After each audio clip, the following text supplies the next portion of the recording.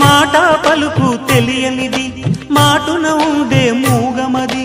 కమ్మని తలపుల కావ్యమయే కవితలు రాసే మౌనమది రాగల రోజుల ఊహలకి స్వాగతమిచ్చే రాగమది శృతిలయలరగని ఊపిరికి స్వరములు కూర్చే గానమది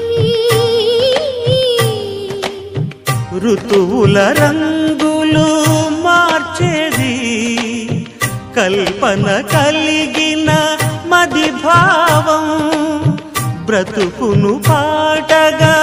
మలిచేది మనసున కదిలిన